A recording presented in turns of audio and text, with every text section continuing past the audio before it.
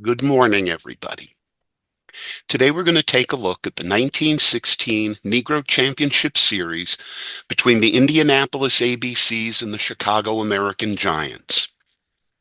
Now, in black baseball in 1916, there was no league, no structure, and no official organization or leadership. As such, the 1916 series was unofficially for a championship. But this exciting and controversial series did feature probably the two best teams in blackball, and more importantly, it represented a significant step toward the establishment of the Negro National League 4 years later. The 1916 championship was also a showdown between the two great black managers of the day, Rube Foster of Chicago and C.I. Taylor of Indianapolis. Andrew Rube Foster, born September 17, 1879, LaGrange, Texas, the son of a Methodist preacher. He was the top black pitcher in the first decade of the 20th century, pitching for leading clubs like the Chicago Unions, Cuban ex-Giants, and Philadelphia Giants. In 1905, he defeated Philadelphia Athletics Hall of Famer Rube Waddell and earned his nickname. In 1907, Foster joined Frank Leland's Chicago Leland Giants, for whom he was named player manager. In 1910, Foster took control of the team from Leland, and a year later, in 1911, he rechristened his team the Chicago American Giants. Charles Isham C.I. Taylor, born January 20th, 1875, Anderson, South Carolina, also the son of a Methodist minister. He served with the U.S. Army in the Spanish-American War, then enrolled and graduated from Clark College in Atlanta, where he also starred on the baseball team. In 1903, Taylor founded the Birmingham Giants, the first professional black team in the Alabama city.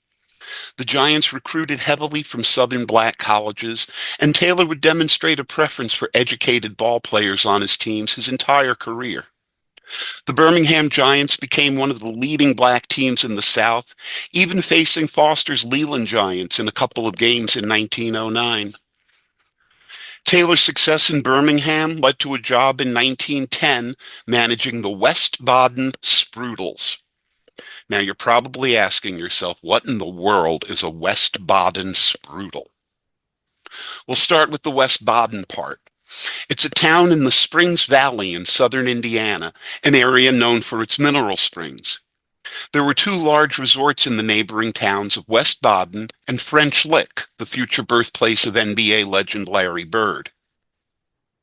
Both resorts fielded black baseball teams who would regularly compete for the entertainment of guests.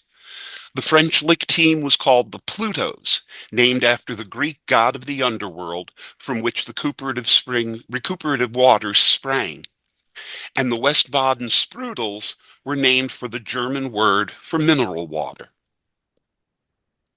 The backbone of the Sprudels was their quartet of Taylor brothers.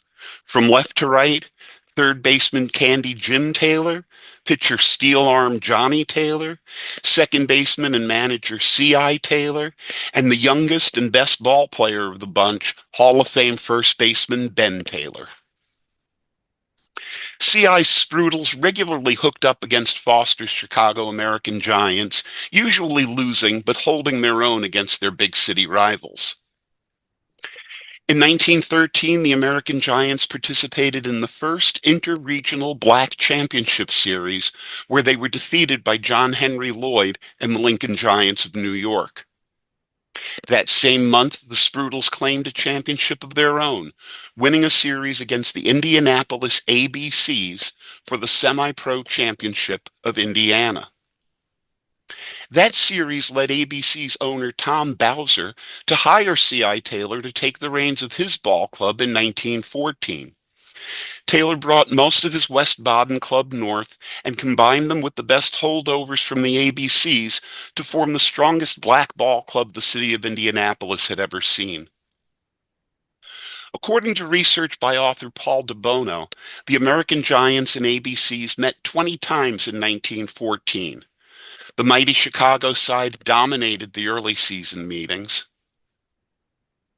but the Indy Ball Club improved as the season went on, and the ABCs took two of the last three series between the teams, establishing themselves as a new force to be reckoned with in Western blackball. The first time the clubs met in 1915, in late June in Chicago, the American Giants took 3 of 5 games in a tightly contested series. But the fuse on this budding rivalry was lit in the first game of their return engagement in Indianapolis in July of 1915. Here are the events of the day as described by the Indianapolis newspapers. From the white daily Indianapolis Star, Giants play for rain and lose out. Chicago team's tactics are so slow that umpire forfeits game to the ABCs, who had tied score. The score, and from the this is from the Black Indianapolis Freeman. The score was 3-2 in favor of the Giants. Whitworth had relieved Wickware in the 8th when our heroes come to bat. Shively led off with a hot single. DeMoss was walked by Whitworth, and then Gatewood, who had relieved Whitworth, walked both Charleston and Taylor, forcing one run over and tying the score. Umpire Geisel then forfeited the game after more intentional delay on the part of the Chicago players, who were trying to slow up the contest until rain came. And now these same events as presented by the Black Chicago Defender. American Giants in fierce riot at Hoosier City. Umpire hits Pete Hill with gun in 7th inning in battle royal against the Indianapolis ABCs. Wickware pitches great game and leads up to 8th. Other players hurt in melee. The score was 3-2 in favor of the Giants. Rube sat on the bench directing his team. In the 7th, he sent Whitworth to the mound, then Gatewood. Things looked dangerous for the old Roman, and dust began blowing around the diamond. It looked cloudy. The two teams came to home plate. An argument ensued. Both teams grabbed bats. The umpire and Pete Hill had an argument, and the umpire jerks out a gun and hits Pete over the nose. It is reported that his nose was broken. Several other players were hurt in the melee. The umpire forfeited the game to the ABCs. Hard to believe they're reporting on the same events, isn't it? Whatever happened, the forfeit win kicked off an unprecedented 4-game sweep of the American Giants by C.I. Taylor's ABCs. The fourth and final match of the series was an epic 13-inning affair that the ABCs won 7-6 despite 2 home runs by Chicago's Hall of Fame slugger Pete Hill. A week later, the Chicago Defender and Indianapolis Freeman published a lengthy piece by Rube Foster offering his version of the events of that controversial forfeit. Foster spoke about how a windstorm blew dust that made play impossible, so the umpires ordered the base paths sprinkled with a hose. After they'd sprinkled the left side of the infield, it started raining, and the umpires ordered play to resume. Rube disagreed. I appealed to the umpire and told him to make them sprinkle the ground between first and second base, as it was impossible to see the right fielder. Keep in mind, Chicago led 3-2, but the ABCs had the bases loaded with none out. If the rain prevented the inning from finishing, the American Giants would win. Hence the delaying tactics from Foster. The umpire, getting angry, called 4 balls on the batter and forced in the tying run, and then forfeited the game to the Indianapolis club. It came so suddenly and unexpected. Pete Hill, captain of the club, ran over to see what the umpire had done, and his haste was so mistaken by the followers of the ABCs that the players and fans rushed on the field and started a riot. Foster later described what he called the most complete humiliation suffered at the start of the next day's game. A police sergeant came upon the field and called me back, calling me the dirtiest names I ever had said to me, first asking me who started the argument at Sunday's game. I said I did not know, and he said to me, "You black son of a bitch, if you open your mouth, I'll blow your brains out." Foster went on to criticize C.I. Taylor, who he claimed was complicit in the police interference. I have found him to be one of the lowest kind, and his low tactics ruined baseball at West Baden. Foster signed his letter to the public, "Yours for the good of colored baseball, Andrew Rube Foster." A week later, the Defender and Freeman published Taylor's lengthy rebuttal. C.I. Taylor standing up for his baseball integrity. Rube Foster, careless in his speech, could be convicted for libel, jealous of the ABC's manager. In the letter addressed to the editor of the Chicago Defender, Taylor questioned the events described by the paper. He asked if anyone in Chicago had seen Pete Hill with a broken nose, and asked where other coverage could be found of the so-called riot. The white press did not even make mention of it, and I am sure that it is a very rare case when the white press in any part of the country don't make capital out of any Negro riots. If it had been as it appeared in the columns of your paper, the Associated Press dispatches would have carried it to every corner of this country. Next, Taylor turned his attention to Foster, who he accused of false accusations and representations. Taylor then presented letters he'd written to Foster over the past year about prospects for a Negro League. In them, he offered to be Rube's lieutenant in the effort. There can be no real success for us individually, except we are successful as a whole. It is nothing new for me to put you in the position as a leader. I have been with you at all times in all matters pertaining to the future welfare of the game among us. Later, Taylor criticized Foster's adversarial ways and his tendency to try and destroy his opponents. It is unfortunate that these acrimonious wrangles couldn't be buried for all time. This time could be spent to much better advantage in trying to get the Colored League organized. Taylor signed his letter, "Yours for clean sport, C.I. Taylor." But Taylor's reputation for clean sport took a hit in the season finale between the ABCs and a white all-star team put together by Detroit Tigers shortstop and Indianapolis native Donnie Bush. On a close play at second base, white umpire called Bush safe, enraging ABC second baseman Bingo DeMoss. DeMoss pushed the umpire, then Oscar Charleston, running in from center field, cocked the arbiter, knocking him to the ground and bloodying his face. This time, a real riot ensued, with players, fans, and police battling on the field. Somehow, order was eventually restored and the game resumed. That night, DeMoss and Charleston were arrested. They were bailed out by Tom Bowser and joined the ABCs as they quickly departed on a postseason tour of Cuba. C.I. Taylor wrote letters to the Freeman while in Cuba, criticizing and apologizing for his players and re-emphasizing his long commitment to clean sport. In the aftermath of the riot, there was an outcry to end interracial games in the city, but apparently that idea was abandoned. At the dawn of the 1916 season, C.I. Taylor had a different fight on his hands, as a business dispute with Tom Bowser resulted in a split between the two men and the announcement that both intended to field ABC teams that year.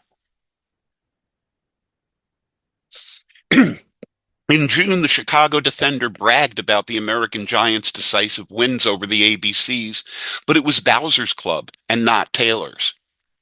Most of the players sided with their manager, and Bowser's ABCs couldn't compete and quietly faded out of the picture. In July, Rube Foster visited Indianapolis, where a meeting between Foster and Taylor was arranged at the offices of the Indianapolis Freeman. At this meeting, the two adversaries hammered out an agreement to play a pair of six-game series, one in late August in Chicago and a second in October in Indianapolis. The papers in both cities quickly began trumpeting the 12-game set as being for the world's colored championship.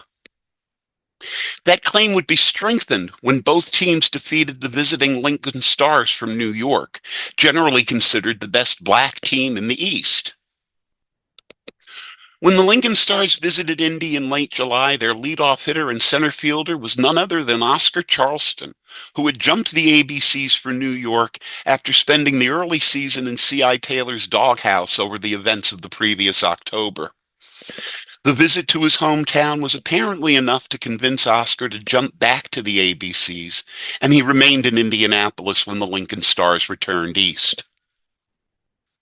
And so the eyes of the black baseball world turned toward the first showdown between the ABCs and American Giants and their great managers, C.I. Taylor and Rube Foster. Now let's take a close look at the personnel of these two ball clubs, starting with the challengers, the Indianapolis ABCs. Batting first, 23-year-old George Rabbit Shively, one of the fastest men in baseball and the leadoff dynamo of the ABC's offense. Shively played 3 years for West Baden before moving with the team to Indy. Batting second, Elwood Bingo DeMoss, one of the greatest defensive second basemen of all time. The defensive metrics at SeamHeads.com show Bingo as the career leader in defensive runs saved at any defensive position by a huge margin. He was a weak hitter, but well-versed in the dead ball arts of bat control and bunting. Does that make Bingo DeMoss a Hall of Famer? I don't know. Let's ask Bill Mazeroski. Batting third, 32-year-old Candy Jim Taylor, a veteran third baseman who'd already won championships with the 1909 St. Paul Gophers and the 1912 American Giants. After his playing career, Candy Jim managed them in the Negro Leagues for 30 years. He's the career leader in Negro League games and seasons managed.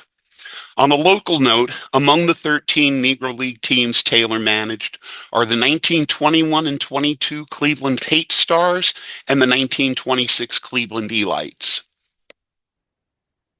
Hitting cleanup, a 27-year-old Hall of Famer in the prime of his career, Ben Taylor, the best blackball first baseman before Buck Leonard. His career batting numbers are very similar to those of George Sisler, the white player he was frequently compared to, and the best white ball first baseman before Lou Gehrig. Besides being a great all-around hitter, youngest brother Ben was an outstanding defensive first baseman. Statistically, 1916, whose numbers you see here, was one of the worst of his 21 seasons. Ben Taylor had a lifetime .332 batting average and .852 OPS. Batting fifth, shortstop Morton Specs Clark, a weak-hitting glove man who'd played with C.I. Taylor in both Birmingham and West Baden. Hitting sixth, catcher Russell Powell, a solid receiver having by far the best hitting season of his 7-year career. Now, I want you to imagine you're C.I. Taylor. It's spring of 1915. You're starting your second season at the helm in Indianapolis. An 18-year-old local kid approaches you for a tryout. And that kid, asking you if he could join your team, was arguably the greatest baseball player of his generation. I figure C.I. Taylor felt he'd been kissed by the baseball gods. Charleston started out as a pitcher, but his hitting was too good to keep on the bench. In 1916, he's a fiery 19-year-old phenom who excels at everything on the diamond. Oscar's batting seventh in this series, which is unusual. He usually hit fifth behind the Taylors. I can't help but wonder if C.I. was punishing Charleston on his return from the New York Lincoln Giants. Batting eighth, 30-year-old outfielder and utility infielder George Brown, another longtime West Baden Sprudel, brought along to Indianapolis. On the bench, Jim Jeffries, a fleet-footed left-handed hybrid pitcher outfielder, and one of the few ABCs left over from the days before C.I. Taylor took over the team. Jeffries was the ABC's number 3 starting pitcher in 1916, and a solid hitter who'd relinquished the starting job in center field to young Oscar Charleston. Also on the bench, one of my personal favorite figures in black ball history, gentleman Dave Malarcher. Here he's a 21-year-old rookie just starting out under C.I. Taylor. Malarcher would move to Chicago in the 1920s and became synonymous with the American Giants, replacing Rube Foster as manager in 1926. 29-year-old Jack Watts was the little-used backup catcher. On the mound, William Dizzy Dismukes. His nickname was ironic. Dizzy was a college-educated and crafty, intelligent pitcher on the mound. After his playing days, he regularly wrote about the Negro Leagues for the Pittsburgh Courier, and in the 1940s he served as traveling secretary of the Kansas City Monarchs. Here in 1916, Dizzy Dismukes is a right-handed submarine pitcher and the workhorse ace of the ABC's small pitching staff. Louis Dicta Johnson was a 29-year-old spitballer. He pitched a no-hitter for the American Giants in 1913, but spent most of his career with Indianapolis. He was a solid, if unspectacular, starting pitcher for 15 seasons of top-level blackball. There's one more ABC pitcher I'd like to mention.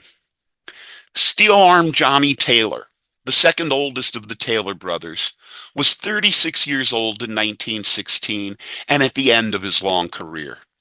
He pitched just an inning and a third in 1916 and would make only one more appearance in top-level blackball after this season. Steel Arm Johnny Taylor did not figure in this series with Chicago. In the eyes of many, Rube Foster's Chicago American Giants were the defending champions of black baseball. They were a veteran team. The average age of the starting lineup was 30.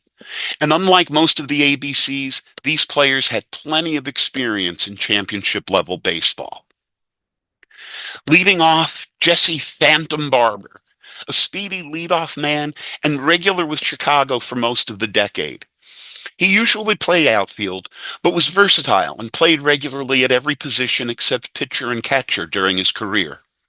In 1916, Barber split his time between outfield and second base and would start at both during the series with Indianapolis. Batting second, 33-year-old John Preston Pete Hill, a 2006 inductee into the Baseball Hall of Fame. Hill was a teammate of Rube Foster's with the Philadelphia Giants and moved to Foster's Chicago club in 1908, where he became the American Giants' biggest star. Hill was a five-tool player and arguably the best hitter of the dead ball era. Historian James Riley wrote that the all-time dead ball outfield consists of Ty Cobb, Tris Speaker, and Pete Hill. I agree completely. Batting third, right fielder Frank Duncan, nicknamed Pete or Rebel. This is not the Frank Duncan who caught for the Kansas City Monarchs in the 20s and 30s, but a dead ball star who, like Foster and Hill, joined Chicago from the great Philadelphia Giants team of the mid-aughts. Duncan was an expert practitioner of the aggressive small ball style used by Rube's American Giants. On a local note, Frank Duncan ended his career as player-manager of three ill-fated Cleveland Negro League squads. The 1926 Cleveland Elites, where he took over for Candy Jim Taylor late in the season, the 1927 Cleveland Hornets, and the 1928 Cleveland Tigers. If Pete Hill was arguably the best black hitter of the dead ball era, the argument is with his cleanup hitter, John Henry Lloyd, blackball's greatest shortstop and a 1977 inductee to Cooperstown. In 1916, Pop Lloyd is 32 years old and still one of the best players in baseball, black or white. He'd spent the majority of his 27 career with Eastern teams, but had a couple of short stints with Rube in Chicago. Short and chunky third baseman Bill Francis batted fifth. The 37-year-old had been a teammate of Lloyd's back east and an American Giant since 1914. He was a very good defensive third baseman. At the plate, he walked a lot and was hit by pitches a lot. James Riley compares him offensively to Eddie Stanky and Ron Hunt. The number 6 hitter was hulking right-hander Leroy Grant. The 27-year-old was a poor defensive first baseman, but an excellent hitter. Like Lloyd and Francis, he's a veteran of the great New York Lincoln Giants clubs of a few years earlier. Batting seventh, 30-year-old catcher Bruce Petway. Petway had been with Chicago since 1910, the first year Foster ran the team, and by reputation is the best black catcher in the West. He's a pretty ordinary hitter, but has a legendary throwing arm, a valuable commodity in a dead ball catcher. Batting eighth, Harry Bachman, a weak-hitting second baseman.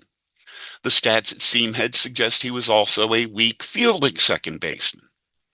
Bachman spent 2 seasons with the American Giants and the rest of his 9-year career with lesser teams in Chicago.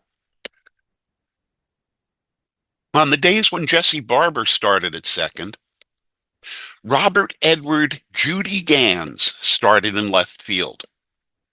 The 29-year-old was at something of a turning point in his career.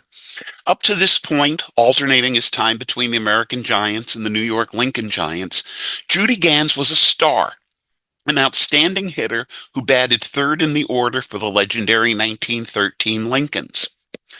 But something happened in 1960, most likely an illness or an injury, though I can't find mention of one. This season, Gans' batting stats tumbled and remained poor for pretty much the rest of his career. Whatever the cause, Judy Gans went from star to scrub pretty much overnight. Here's one for you nickname fans. The Red Ant, Frank Wickware. He started out in 1910, a 22-year-old sensation who joined the Leland Giants and immediately supplanted the veterans, including Rube himself, as the ace of the pitching staff. Seamheads credits him with an 8-0 record and 1.81 ERA that season. Historian James Riley describes him as an angular right-hander with a blazing fastball, and says Wickware defeated fellow Kansan Walter Johnson 2 out of 3 games when both were at their peak. Frank Wickware moved around a lot in his career, following the money, but he always managed to wind up back in Chicago.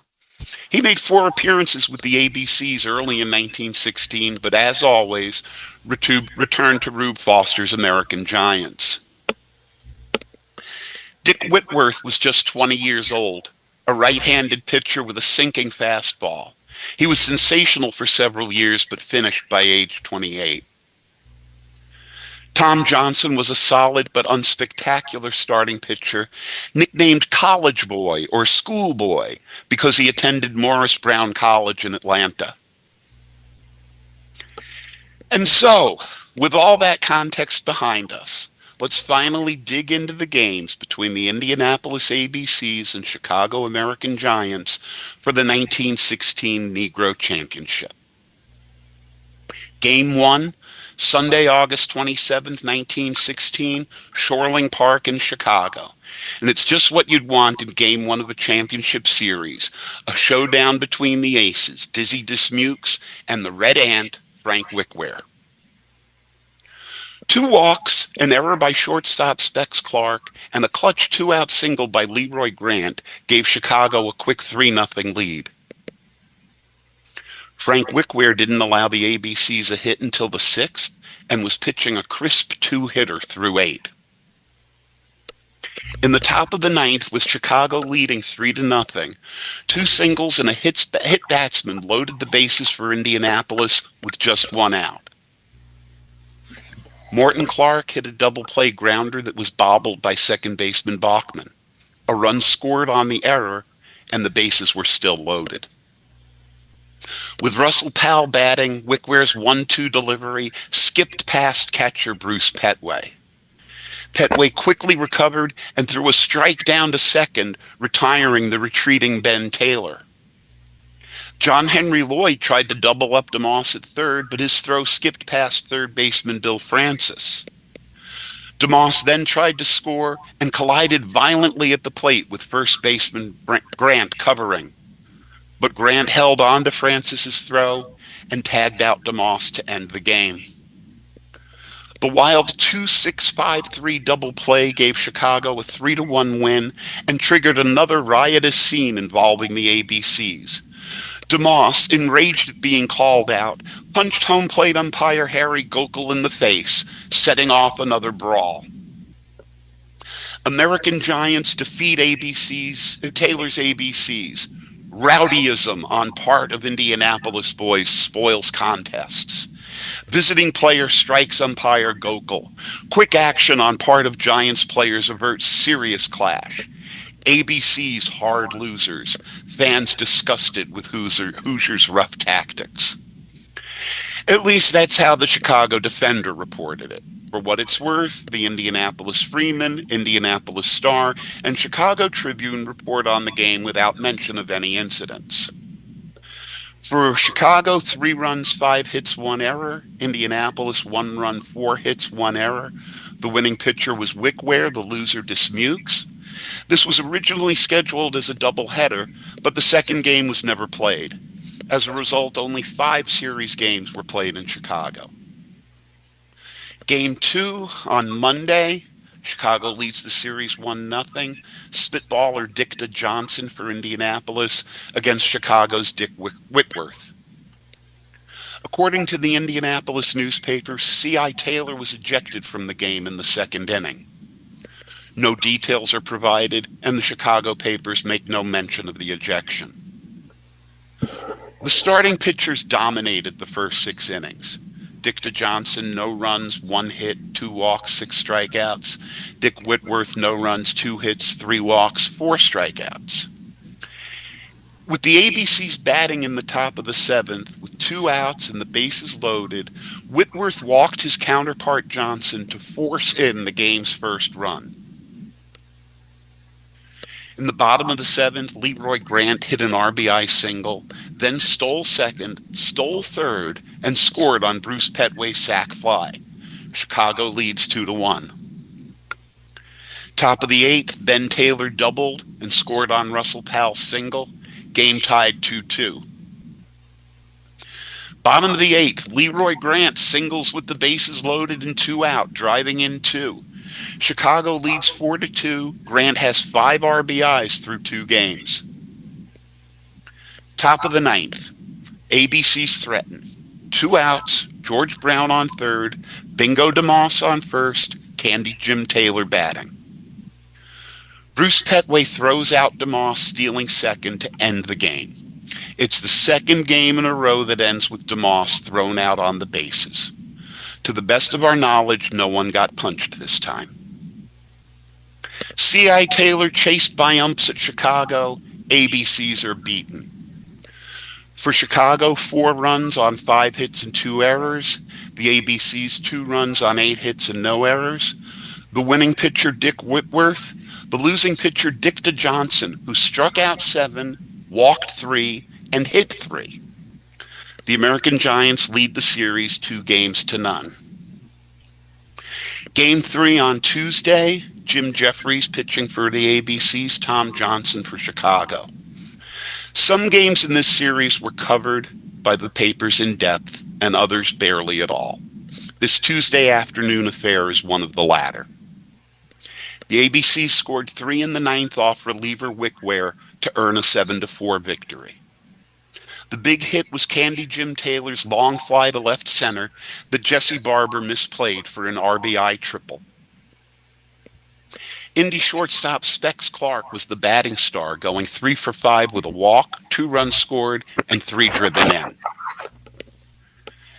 Taylor's ABCs brace up and beat the American Giants. For the ABCs, 7 runs on 13 hits and no errors. Chicago, 4 runs, 10 hits, 1 error. The winning pitcher was Dizzy Dismukes, who came on in the 5th in relief of Jim Jeffries, the loser Tom Johnson. We go to Game 4 on Wednesday, August 30th, Chicago leading the series 2-1. On the mound, Dizzy Dismukes, who pitched 4 2/3 innings yesterday and 8 innings 2 days before that, against Dick Whitworth starting on 1 day's rest. Dick Whitworth allowed only 1 hit through the first 7 innings as Chicago cruised to a 5-2 win. Judy Gann's 2 RBI double in the 4th was the big blow for the American Giants. Foster's take 5-2 game from Indianapolis team. For Chicago, 5 runs, 8 hits, no errors. Indianapolis, 2 runs, 5 hits, 1 error. The winning pitcher, Dick Whitworth, now 2-0 in the series. The losing pitcher, Dizzy Dismukes, who has a record of 1 win and 2 losses just 4 games into the series. Bruce Petway drew 3 walks and 4 trips to the plate for Chicago, scoring twice. The final game in Chicago, Game 5 on Thursday. Dicta Johnson and Frank Wickware each making their second start. Frank Wickware outdueled Dicta Johnson, holding Indy scoreless through 8. The ABCs rallied in the ninth. A pair of hits combined with errors by Lloyd and Barber gave Indianapolis a 3-2 lead. Bottom of the ninth, Oscar Charleston misplayed Frank Duncan's fly for a 2-base error. Bill Francis drove Duncan home with the tying run, and the game was called after 10 innings due to darkness. Charleston's errors cost ABC's game at Chicago.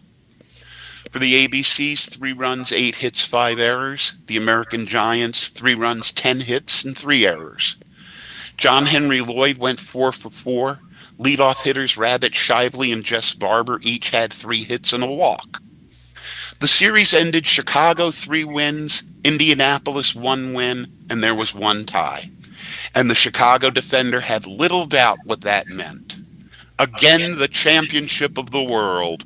World's champions, the American Giants. There seems to be more than a little confusion about what actually constituted the championship series. The defender, we see, claimed the title for the American Giants because they won the series in Chicago. Many other sources, both at the time and since, treat just the games in Indianapolis as the championship series. But most contemporary sources treat the games in Chicago and Indianapolis, though separated by a month and a half, as one extended series, and I've chosen to do the same here as well. There would be one unfortunate lineup change for Chicago. Dick Whitworth had been their best pitcher over the first 5 games, but suffered an unknown injury and would be unavailable in Indianapolis. Frank Wickware was also said to be suffering a sore arm, so the American Giants pitching would be tested in the rematch. In Whitworth's place, a 24-year-old unknown mystery man, right-hander Ruby Tyrese, formerly with the Tennessee Rats and All Nations. Said to be Rube Foster's latest find, Ruby Tyrese would be making his big-time debut on the biggest stage possible. As I've mentioned throughout, the Chicago Defender and Indianapolis Freeman, both of which enjoyed broad circulations beyond their title cities, were integral in publicizing this series and sparking this rivalry. Unsurprisingly, the Freeman reported that editors from the Defender would attend the games in Indianapolis as honored guests of the editors of the Freeman. And so the series picks up on Sunday, October 22nd at Federal League Park in Indianapolis with the first game of the scheduled doubleheader. Chicago, of course, leads the series 3-1, and Tom Johnson on the mound for the American Giants against Dicta Johnson for the ABCs. After first inning walks by Pete Hill and John Henry Lloyd, Bill Francis ripped a 2-out double to give Chicago a quick 2-0 lead. Leading off the ABC's third, George Brown walked on 4 pitches. Bingo DeMoss beat out an infield roller to put men on first and second. Dicta Johnson grounded out to his opposite number, Tom Johnson, as the runners advanced. George Shively bunted toward first. Catcher Petway chose to take the out at first while Brown scored. After Morton Clark walked, the ABCs attempted a double steal. Bruce Petway threw down to Harry Bachman at second base. Bachman stepped in front of the bag and quickly returned the throw to Petway, who tagged DeMoss for the third out. John Henry Lloyd struck out to lead off the fourth. From the Indianapolis Freeman, this is the first time Lloyd has ever struck out against this team, and the crowd kidded him. Brothers Candy Jim and Ben Taylor hit back-to-back singles to open the fourth. Oscar Charleston hit a sac fly to right, advancing the Taylors and tying the game at 2. Ben Taylor later scored on a 2-out Bingo DeMoss single to give Indianapolis the lead. But the CAGs reclaimed the lead a half inning later on RBI singles by Jess Barber and Pete Hill. Tom Johnson allowed Indy just 2 singles over the last 5 innings to nail down the win. Rube Foster takes first game. Dicta Johnson in good form, but wildness proves costly. Fielding of Lloyd and Clark are features. For the American Giants, 5 runs on 7 hits and 2 errors.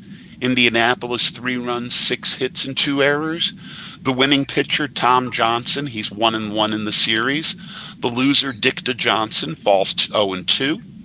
Jesse Barber scored 2 and drove in 2 for Chicago. And let's go back to that headline for a second. Rube Foster takes first game. Not the American Giants, Rube himself.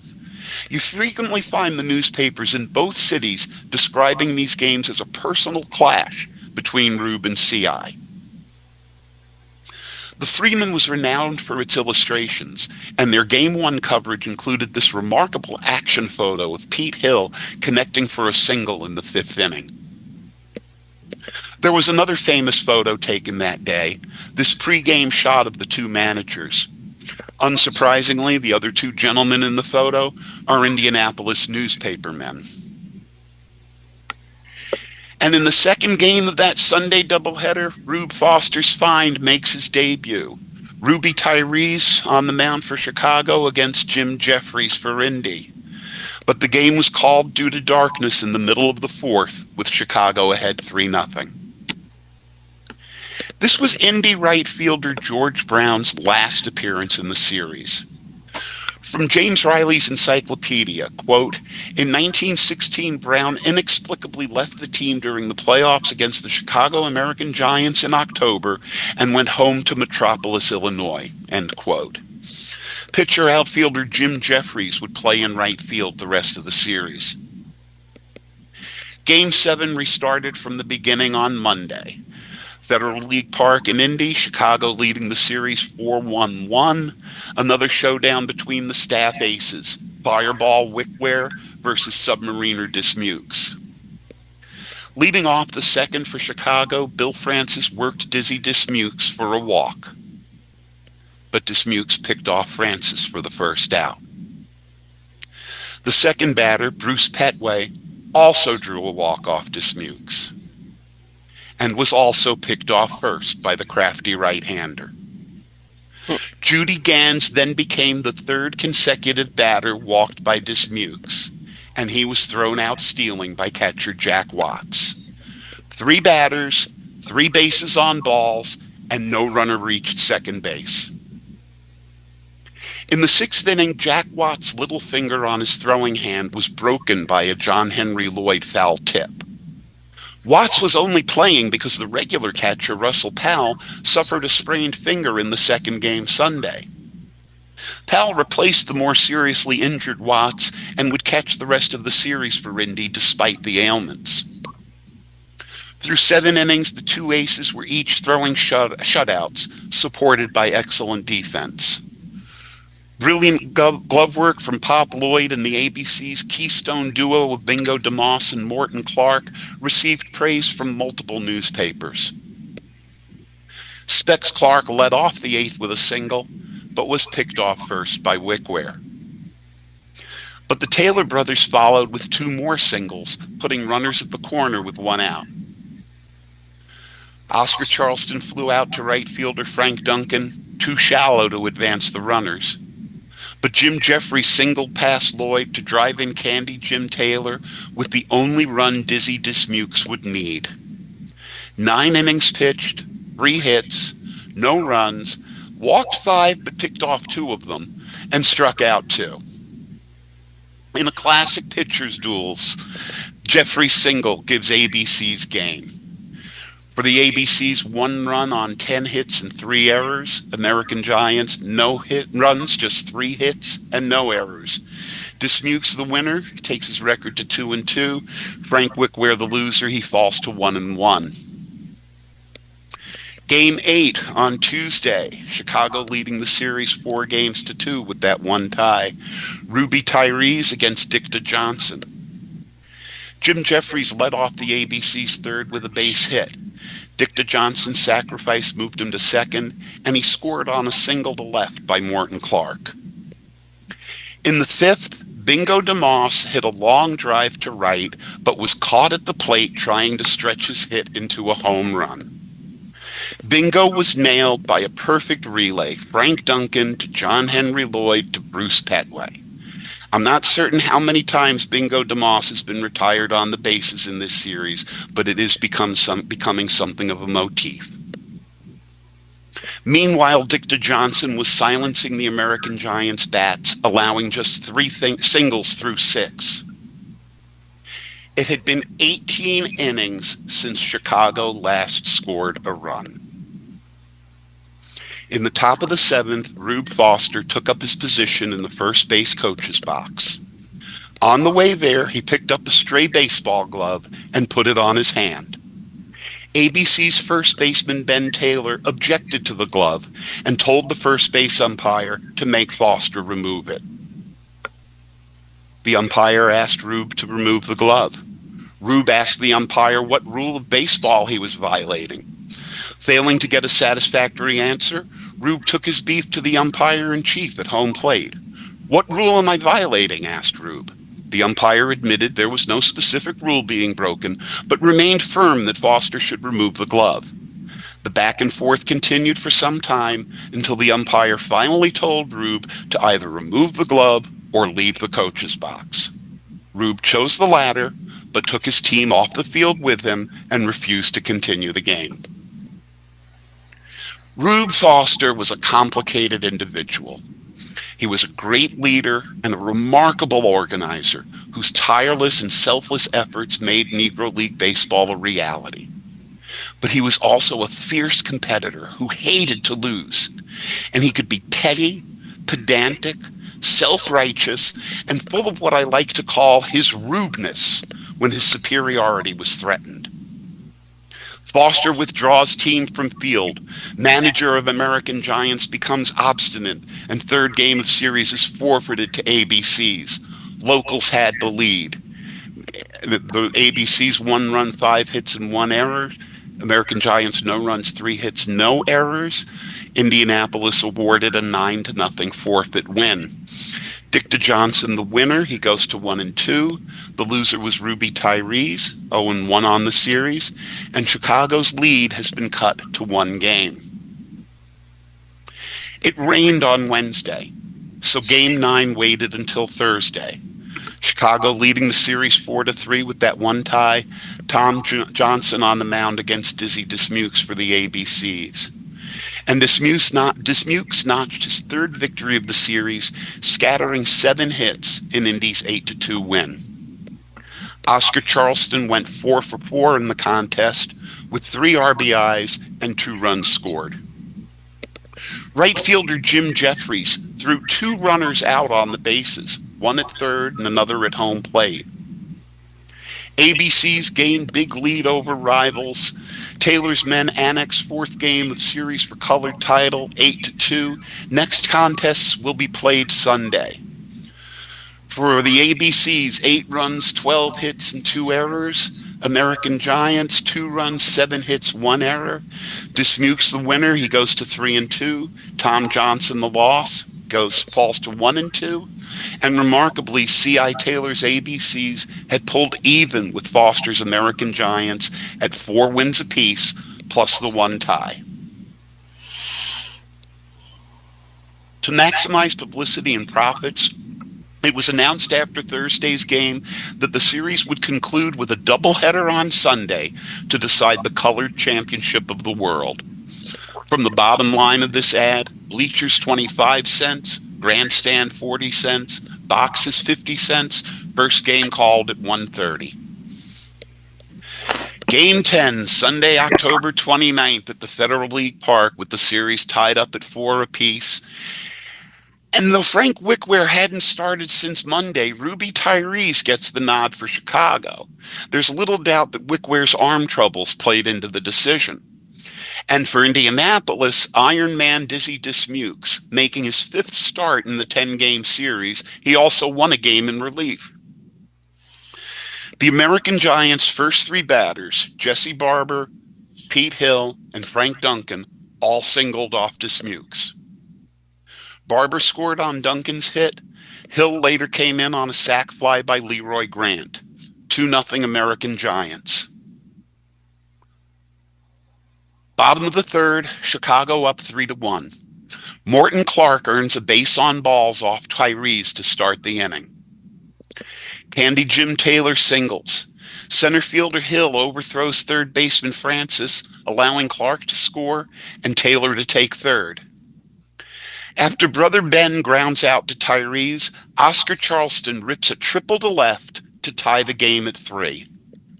It's Charleston's sixth consecutive hit, following an RBI single in the first and a 4-for-4 performance the day before. Then Russell Powell singled to give the ABCs the lead and end Ruby Tyrese's day on the mound. Frank Wickware came in from the bullpen and, despite some wildness, got out of the inning without further damage. But the ABCs got to the Red Ant in the sixth, tagging him for 7 runs on 5 singles, a walk, and 4 American Giants errors. 3 of the errors were committed by Hall of Fame shortstop John Henry Lloyd, having the worst inning of his illustrious career. Now, I have to admit, I was taken aback when I found the great Pop Lloyd committing 3 errors in 1 inning. It seemed contradictory to the reputation Lloyd enjoys at shortstop. But with some relief, I discovered that in 1971, the great Brooks Robinson, paradigm of defense at third base, committed 3 errors in an inning against Oakland, which goes to show it can and does happen to the best of them. Leading 12-3, ABC's hurler Dizzy Dismukes tired in the 8th. 6 hits and a walk gave Chicago 4 runs and loaded the bases with just 1 out. C.I. Taylor called upon his brother Ben to swap positions with Dismukes and take the mound. On the surface, this seems like an odd decision. Though Ben originally broke in as a pitcher, it had been several years since he'd pitched regularly or particularly well. But if you look closer, you can see that C.I. Taylor's choices were limited. Since George Brown skipped the team after Game 6, Dismukes and Dicta Johnson had handled all the pitching duties, while number 3 pitcher Jim Jeffries manned right field. Furthermore, backup catcher Jack Watts was out injured, leaving the rookie Dave Malarcher as the only position player left on the bench.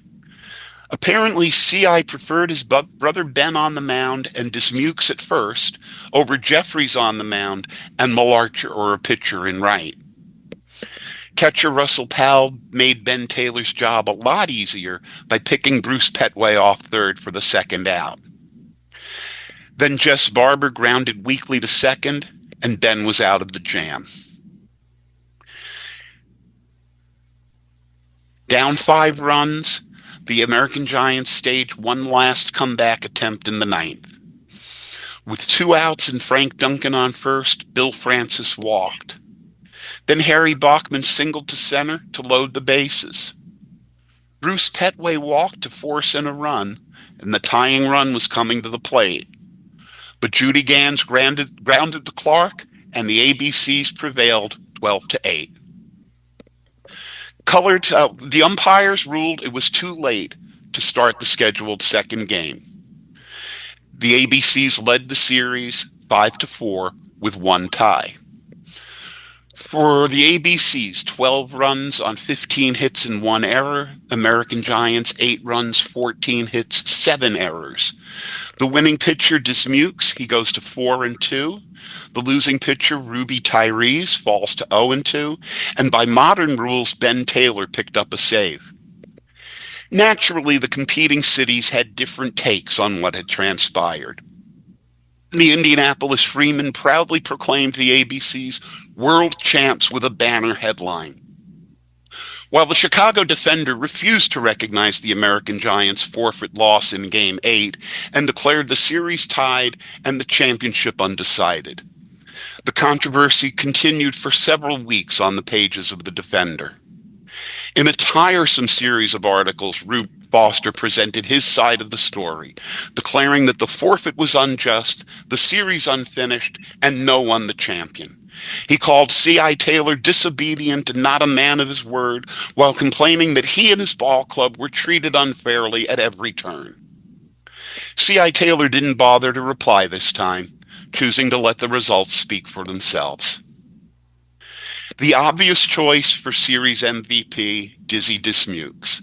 The ABCs won 5 games. Dizzy won 4 of those, and the other was a forfeit. The ABC's leadoff man, George Shively, was the leading hitter. He led all regulars in all 4 slash line stats.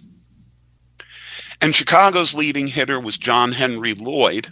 Unfortunately, he also led all players in errors with 8.